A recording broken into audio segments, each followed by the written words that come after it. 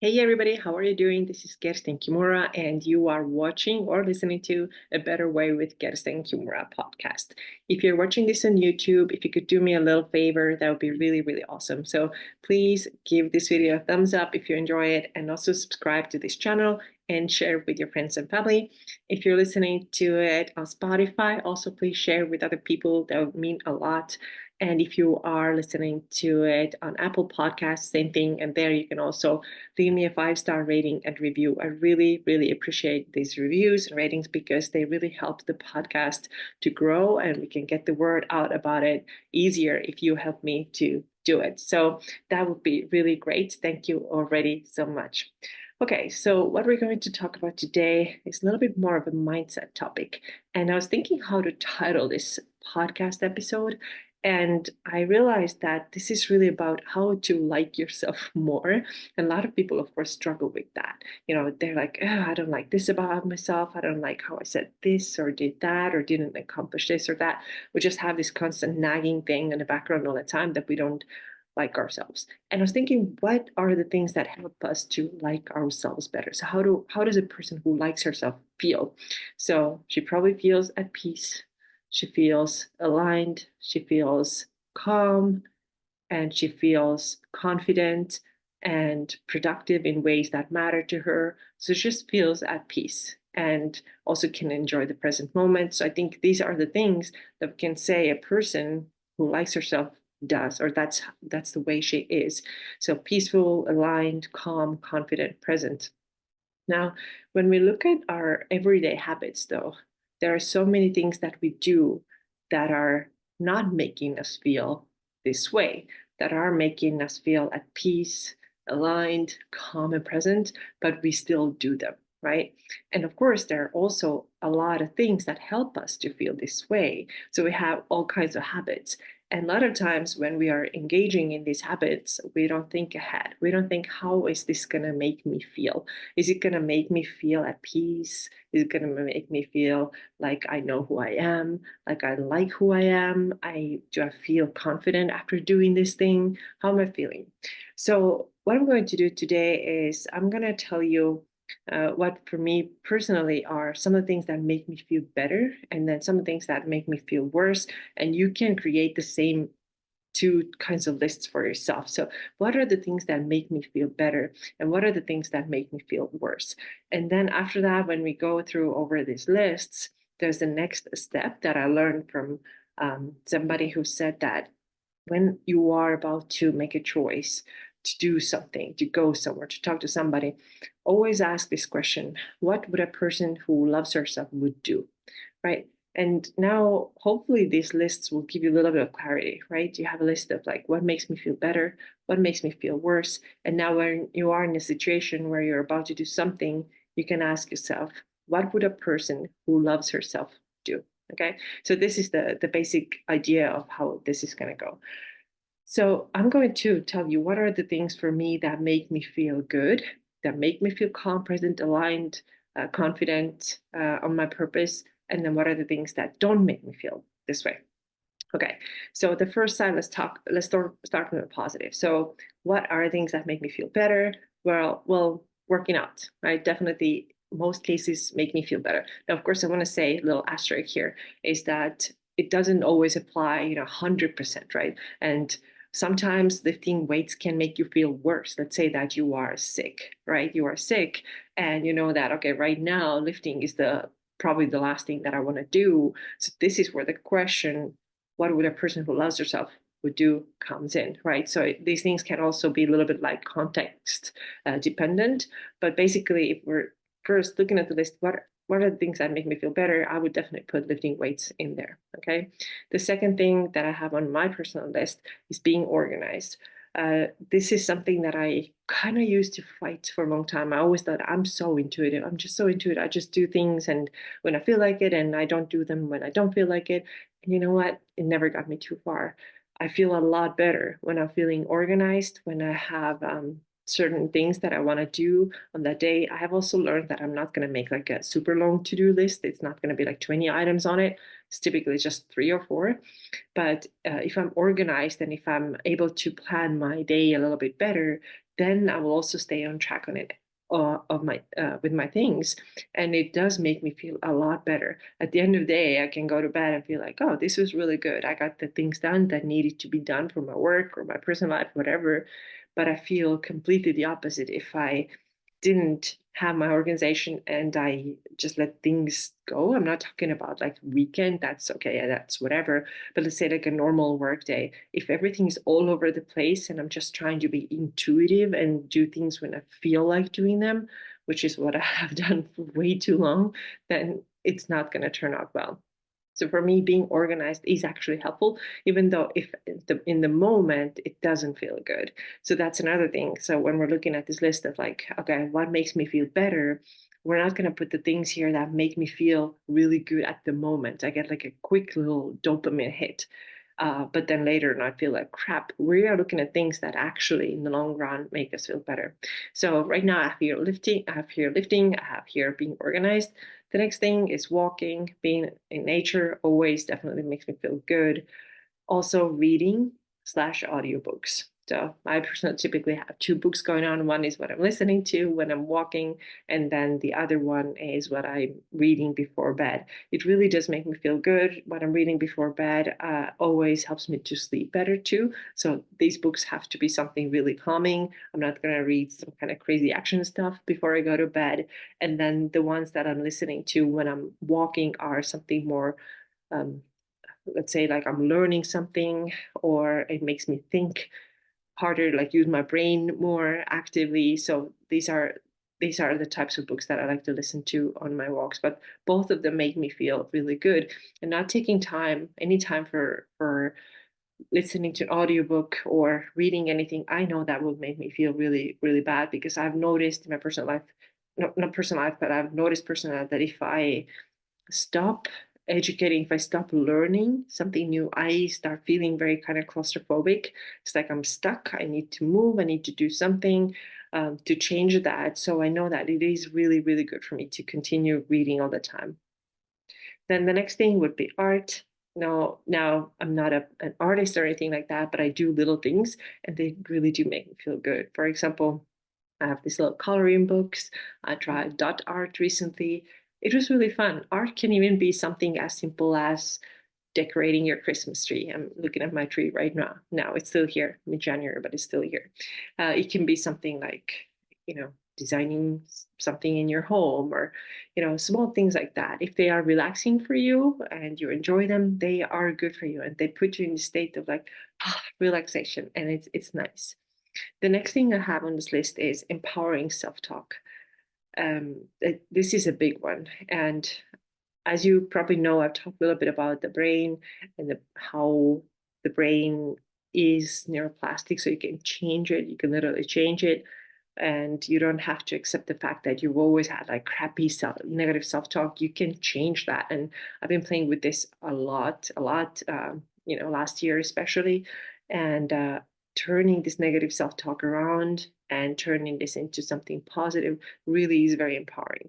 And sometimes you may not even believe these words that you tell yourself, but I do believe that your subconscious hears anything anyway, and you end up feeling better. So empowered self-talk is always better than disempowering self-talk or talking badly about yourself, not believing in yourself. Just stop all that. Just start engaging more in positive, very empowering self-talk. It does give you power, even though at first it may feel like, oh, I'm lying, right? I'm not believing what I'm saying. But still, if you stick with it, then it gets better.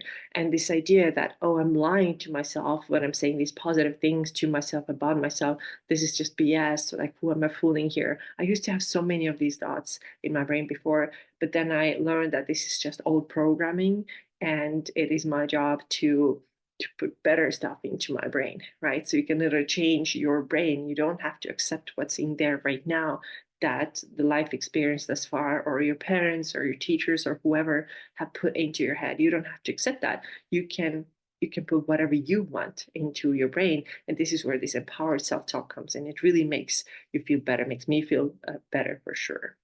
Now the next thing is cold baths. I love cold baths, ice baths, cold showers. I do them regularly. I also really love all kinds of movements. I recently started boxing, but I just noticed that for me, anything movement related is a big thing. And it's definitely very different from the past where I did like, all my movement was because I needed to burn calories or whatever.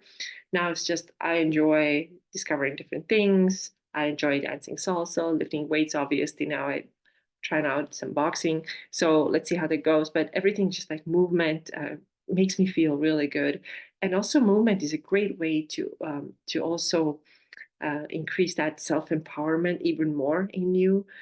For example, I've used this example before when you're lifting weights and you can move something really heavy that you never thought you can. It's really amazing feeling. And you're like, oh, I could do this. Like it's really internally so empowering. So movement has that power to do this. And if you're also overcoming something hard, this is where we could talk about those cold baths, ice baths. If you think that, oh my goodness, I could never do anything like this, I could never get myself into like 32-degree cold water and get in there for even like 30 seconds, this is absolutely nuts. And then you try it and you can. This is extremely empowering. And you start to kind of unlock a little bit like, oh, what else can I do? It's so cool. I have more power than I realized. So everything like positive, empowering are the things that make you feel really good, most people at least. Now, the next thing that makes me feel good is eating healthy food. So it's fun to travel and all, but if you're traveling and you eat like 90% of your meals out, then at the end of 1 week, you're like, oh, I really don't like this anymore at all. So for me, eating healthy food, like most of the time, eating home cooked meals is just really good for my body and make me feel great. The next thing I have here is mostly avoiding alcohol. This started changing maybe 4 years ago, 3.5, 4-ish years ago, when I just stopped enjoying alcohol as much. And now I do have it occasionally, every now and then. Maybe I don't know, maybe it's once every 3 months or something. I do have it. So this is again where the context comes in, right? Is it important for me right now? Do I want to do this right now? Or does it make me feel worse? So you can kind of choose. But I would say that mostly for me personally, it's not worth it. It doesn't make me feel good. So mostly avoiding alcohol is what makes me feel better. The next thing here is sleeping. Getting good rest is really nice. And uh, I don't typically sleep very long, but now lately in weekends I've been just like staying in bed much longer, even if I'm not sleeping, just resting there and enjoying the rest too, right? So I talked before about like being organized and so on, but also enjoying rest, enjoying doing nothing. Sometimes you have to do this for your nervous system, for your well-being. So to me, it just feels really nice, and that also means sleeping as much as possible. Now, next thing are more like personality traits. And these are some of the things that definitely don't feel good in the moment, but they feel good later on, right? If you practice these things and you stick with them, they start to feel really good. So one of these things is, for me personally, is assertiveness. I know that it doesn't come super naturally to me, but I have to do this because my life will be better. And if I know that I'm an assertive person and I say what I mean and I sticking to my boundaries, then this will be positive thing. This is a positive thing for me. And then at the end of the day, I do like myself better because I stuck with my boundaries. I was expressed myself and I was assertive and strong. And I also think that this is a really honest thing to do, to be uh, to tell people what you mean. It doesn't mean that you have to be a mean or rude person, but be confident, be firm, be assertive. These things actually make you happier inside, even though in the moment it may feel like, oh, I don't know if I can say this. Oh, I don't know if I'm being like too assertive right now. Is it going to come across the wrong way? But I definitely unlearned this fear, or almost unlearn this fear, and becoming more assertive, strong person. And it really does feel very good. Once you start getting handle of it, it just feels really nice. I've had some situations where I've had to tell people, like, for example, hey, you are crossing a boundary here. No, you cannot do this. And then I know that in the past I would not have done this because I was so afraid, what will they think? But actually, this way of thinking, what will they think? Oh my God, that would always make me feel worse because I would build up this internal resentment towards them and myself. and myself. So being assertive is actually completely the opposite of that. You are proud of yourself for saying what you mean and enforcing your boundaries and being assertive. This is a really good thing. The next thing is kind of similar is speaking up. So getting more confident when you need to say something and not swallowing your feelings and thoughts. And sometimes I still go against that and it does not feel good. So for example, there's a difficult moment when you know that you want to express something and at the same time you're like, ooh, I don't know, maybe this will hurt this other person or he or she will think that um, think something negative of me for speaking up. And like I said, I still sometimes go against that and I don't always speak up, but I know that as a result, it feels worse. I feel worse as a result. In the moment, it feels like it's better because you can hide and you don't have to confront, you don't have to speak up. It feels like, oh, okay, I'm safe here. But actually, you're not safe there. You're not. You're actually only making yourself feel worse internally, like emotion wise, but also like physical symptoms can come up from this. I know this is my case, absolutely always happens. So speaking up does make me feel better. And it's so interesting. It actually gets easier the more you do it and you start to even like look for opportunities to do that. I even I've a couple of times I've asked from the universe, hey, give me the opportunity to practice this. And when I say this, I have gotten the opportunity very quickly within a day. And then this universe is like, hey, okay, you wanted this, you wanted to speak up, let's practice this. Now I'm like, shit, now I have to do this. But this is what trains you. And it does make you feel better. At least makes me feel better. And I think it's the same for most people. The next thing I have here is connection and community. So again, something definitely working on. It feels good to be connected to people. It feels good to have community. It does not feel good to be very isolated. Now, this is a different thing from saying that being introverted is bad. No, I don't think that at all. I think you can be introverted and still have community. So this is how I would describe myself too. But if you want to have connection and community and they make you feel good, then you have to go out and cultivate these things. And this is another point which in the moment makes me feel bad, like, oh, I don't want to go. It's so hard. It's difficult. I have to talk to people, make new friends, ask questions, tell them about yourself. Ah, this is so hard. But then when you do it and these connections start to form and this community starts to build, then you're like, oh, this is really good because I have some people who are very interesting. I like to learn about them. I like to hear what they have to say. Maybe you're making some friends, maybe you're doing stuff together. So having this connection and community actually makes me feel really, really good. And a couple of other things that I have here on the list of making me feel good are helping others.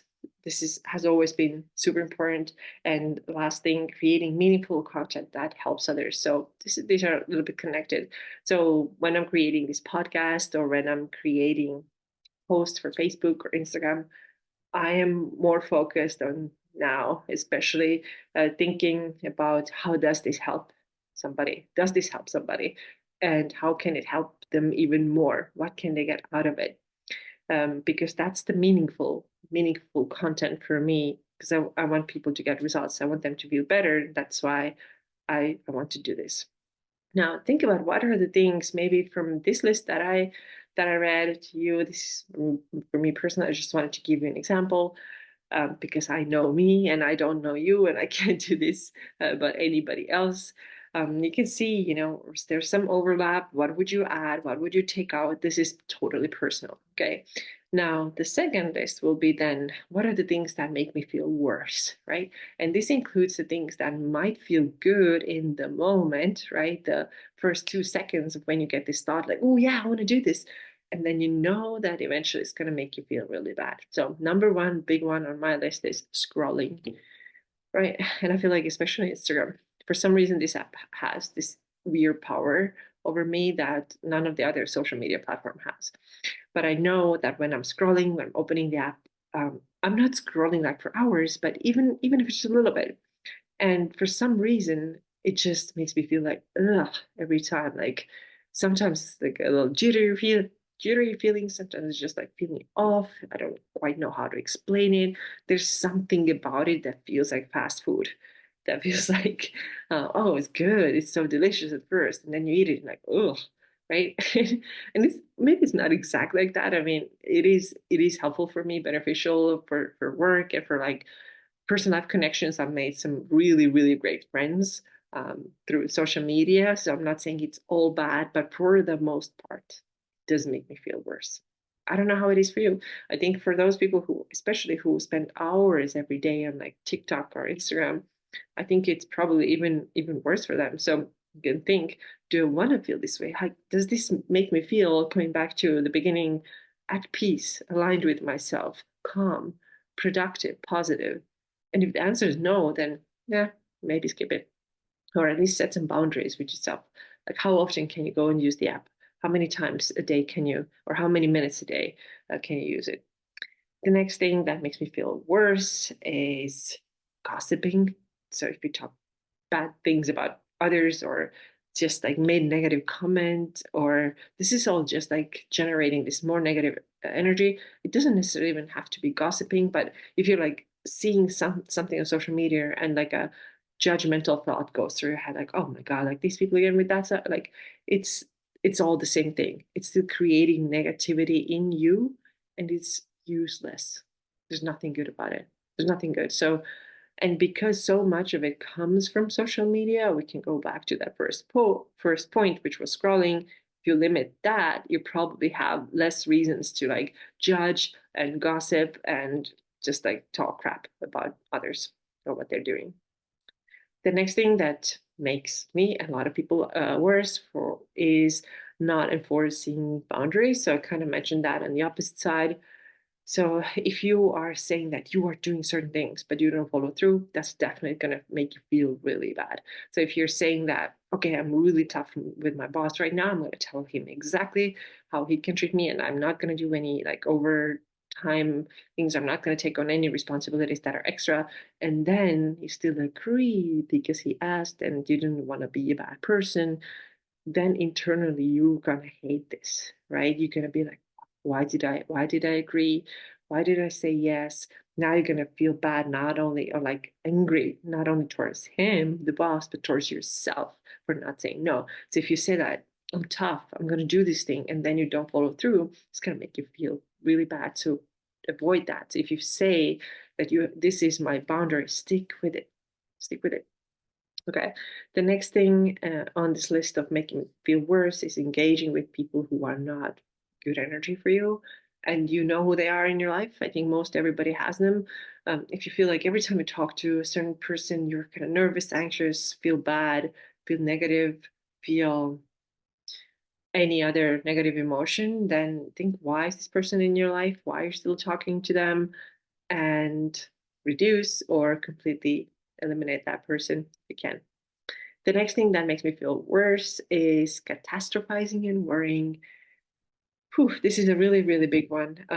The what if scenario, right? What if? What if something bad happens? If I do this, how's that going to go? If I do that, how's that going to go? What if this will happen? What if that will happen? What if the worst thing will happen? So many people have these thoughts in their mind. And as a result, the brain is just like one spinning thing that you feel like you can never stop. And this is a stressed, really stressed brain that can never catch a break. So I liked Mel Robbins' tip when she was talking about catastrophizing thoughts. She said, I have 6 words to give you. And the 6 words are, I'm not thinking about that right now. I guess that's 7 words. I'm not thinking about it right now. So um, so you can just try to stop that. If you know that this is a thought that is not serving you and you cannot do anything about this thing, like you cannot see the future, you don't know how things are going to go. So instead of just like catastrophizing and worrying and thinking ahead so much, you can just say, I'm not thinking about it right now. And do your best to direct your thoughts to a different place, something that's more calming, productive, positive, instead of just overthinking and catastrophizing.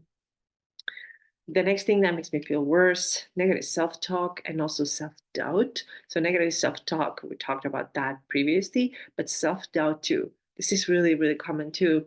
Can I do this? Who am I to do this? I don't know. Is this too much? Maybe not today. It's so much better if you can turn this around and say, yeah, I can. Okay, so weightlifting is a perfect example of that. Just yesterday, I was at the gym, and the group challenge that we have going on in our fitness fit and fueled Facebook group actually really inspired me to lift heavy weights at the gym because I didn't let the self doubt come in. So I was doing certain exercise. I usually do it with 85 pounds, and it's a type of row. And I was thinking about my group and all the ladies who are right, in the group posting their workouts and how enthusiastic and excited they are. And I was like, you know what? I'm going to put 100 pounds on this thing and I'm going to do the rows with 100 pounds. Let's see how that goes. I can do this. And I literally told myself in my head, I can do this. Yeah, of course I can. So I just like kicked that self doubt out the door and did it. And I was able to do it. And then I repeated it with a couple of other exercises. So this is just one example, but if you're doubting yourself a lot, it might be also helpful to see where this thing is coming from. Who told you that? Who trained you to think that way? Who told you that you're probably not good at that? You're not going to do that. I'm listening to an interesting book right now that's all about self-talk, and the author says that an average person, I believe it was before the age of 18, has heard no or you can't do this um, approximately 148,000 times before they turn 18. So these are the things that our parents, teachers, whoever have been influential in our lives have put into our heads. There's so much self-doubt. No, you can't do that. You're not good enough. Who are you to do this, right? So if you let this run your life, then you're gonna feel really bad. So instead, pick yourself up and step up and start speaking differently to yourself. The next thing is to trying to read people's minds. This also in another book that I read recently from Brianna Weiss, I think was her name. She said this. She calls it the psychic reading. So if you're playing psychic and thinking that, oh, this person probably thinks that, and that probably thinks that, and I'm a bad person, and I'm sure they know, and I'm sure they don't want to go with me, and I'm sure they're judging me. So if you're engaging in a lot of that type of talk in your head, I bet that you are not feeling at peace, aligned, calm, productive, happy with yourself because you're always thinking how somebody else is probably thinking, what they're probably doing without knowing. It's actually impossible for you to know what they're thinking. But this type of like psychic reading can make you feel really, really bad. So stop making assumptions about other people and their responses to what they may or may not be thinking. A good example would be also, for example, if you send somebody an email or message and you don't hear back very quickly, you're like, oh, they have better things to do. They don't want to talk to me. Sometimes we can go there really quickly. So stop reading people's minds or trying to read people's minds. It's not productive. The next thing that I've noticed makes me feel really not so good at all is to check messages all the time, right? If you have your email open all the time and text messages and social media messages and you're doing that all the time, it can literally take up all your day. So it's so much better to set some time limits there. When do I do this? Because these things need to be done, and see also if there's some stuff that can go unanswered. Sometimes it can. And again, this is like setting a boundary and sticking with it. So having these, oh, I didn't put this in the list, but I should really. So if you have notifications on your phone, probably makes you feel really bad because you feel extremely distracted.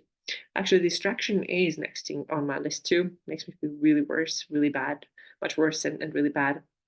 Uh, just constant switching of attention, doing one thing and another thing, and then never feeling like aligned, never feeling that you're in the flow, always kind of multitasking. I actually thought yesterday, I don't know if this is a word, but I want to start using the word single tasking in my own life because this multitasking is very, very distracting and very um, unproductive. And when I do that, at the end of every day, I feel like crap because I didn't get things done. All I did was I was busy all day, distracted by a million things, but actually nothing got done. So think how it is for you. The next thing is that makes me feel worse is not expressing my thoughts and feelings. Also, kind of touched on that a little bit before. So, if you don't ever say what you think and what you feel, you have to also understand that this is coming from somewhere, right? And maybe go back to the root, see were you ever told that you can't do it? Did you have a bad experience with it? Did you get punished for saying what you feel, expressing what you feel, or say what you think? Because this is very, very unhealthy. If you keep this stuff in and you refuse to express your thoughts and your feelings, again, it can cause physical symptoms too. It definitely makes you feel very bad internally, just like on an emotional, mental level, but it can cause physical symptoms. Chronic pain is a very common example of that. Chronic fatigue is a very common example of that. Unexpressed emotions. Don't do that. Start expressing your emotions. And I know a lot of times people don't feel their emotions. And honestly, that was me too. It took me a little bit of work to start understanding it better. And I still don't think I get it completely. But a lot of times it's just like, I don't know what that feeling is. Is there a feeling?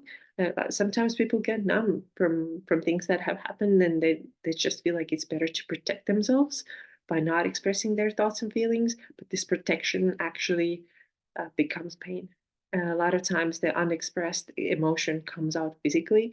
You start having back pain, neck pain, elbow pain. That actually can be the anger that you never expressed. So this is absolutely possible. Now, what else do I have? I have a couple of other things on this list. Okay, one of the things that when it comes to diet, what makes me feel bad is to eating too much sugar. So I am absolutely not a person who would say that you have to eliminate sugar, and I wouldn't do it myself. But I do know that I do have pretty pretty big sweet tooth, and I can get overboard with that. Yes, it does happen, and then I don't feel good. It's just like your appetite is like off for the next meal, and you just feel kind of slow and sluggish, and it's not a pleasant feeling. So I think sugar is absolutely fine in moderation, and this is something that I have to have to keep in mind, especially it was just when December and Christmas, and still cabinets full of all the Christmas chocolates and cookies. So just have to be more mindful of that. And again, it's not like it's a bad thing. I'm a bad person. No, it's not because of that. It's just like how it literally makes me feel. It makes me feel like heavy and unfocused and not good in my body. Okay, two more things I have in this list. Too much screen time. I kind of talked about it already when I talked about social media and scrolling. So too many screens. It just keeps you on high alert constantly all the time, and also makes you feel very, very distracted, which we talked is not good. And the last thing makes me feel worse is isolation. So that's another thing. If you're a very introverted person, you may say, oh, but I want to be alone. I like to be alone. I enjoy my own company, which is absolutely possible, absolutely maybe true. It is true for me. But also, this is different from being in isolation all the time. So if you're completely isolated from everybody else, eventually this is not going to feel good. You're just going to feel like you don't belong. You don't have close relationships. You can have to do everything by yourself. And generally speaking, I don't know, maybe some people enjoy this. For me, like completely being isolated is not what I want to experience. Okay, so now hopefully you will take some time and make some lists for you too. What makes me feel better? What makes me feel worse? You can let me know too. What these things were I would like to learn from you or hear from you. And now the next part, and this is going to be shorter, is that when you are about to engage with any of these habits that I just mentioned, you have to have enough awareness and mindfulness to check in with yourself, and ask yourself this one question: what would a person who loves herself do right now? So, a typical example. All right, here's my phone again. Let's pick it up. Let's open Instagram. What would a person who loves herself do right now? Oh, that person knows that it's not gonna make me feel so good, so I'll put it down, right? It's a different story if I have something really valuable that I want to post, right? I have something that I know that this will help a lot of people. Because this was one of my values, right? It's one of the things that makes me feel good, helping others and creating content that helps other people. So what can I do? Yes, I have this like really good post. I think it's going to be super valuable. People are going to love it. It will help people. Yes, now I'm going to pick up my phone and put this in here and post it on Instagram because a person who loves herself would do something like this, right? Oh, I feel good. I feel aligned. I feel like what I just said is going to help somebody. So, yes, I'm going to do this. And then I'm going to leave. I'm not going to stay there for 2 hours, right? You can also think, okay, I'm let's say procrastinating is one of your things that makes you feel worse. Actually, this is definitely for me one of the things, right? Procrastinating, wasting time, like doing this all the small things before you ever get to the main thing that needs to be done. Let's say that you have one major work task, but you're procrastinating on it because you don't want to get started with it because it's hard and you're not even sure that if you can do it. So you also have like five little things before that that you could do.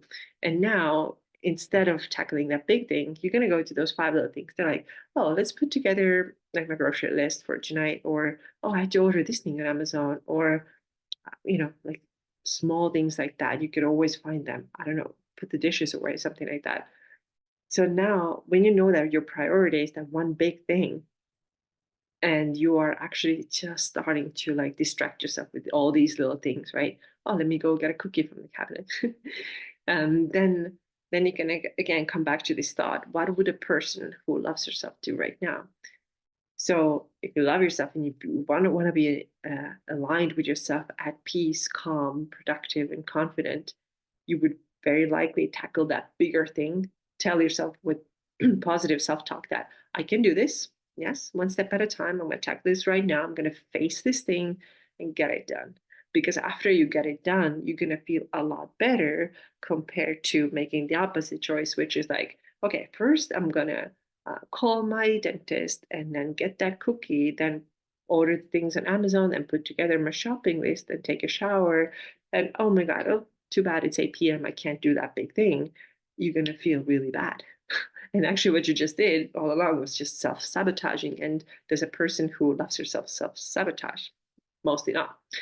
Of course, these things can be, as mentioned before, context dependent too.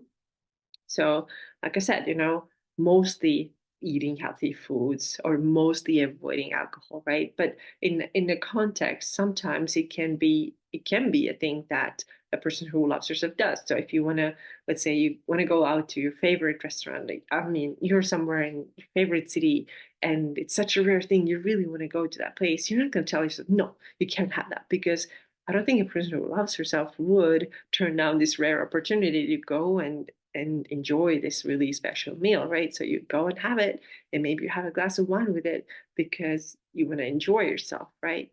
So there are a little bit of like situations where that depend on the context. So it's not always super black or white.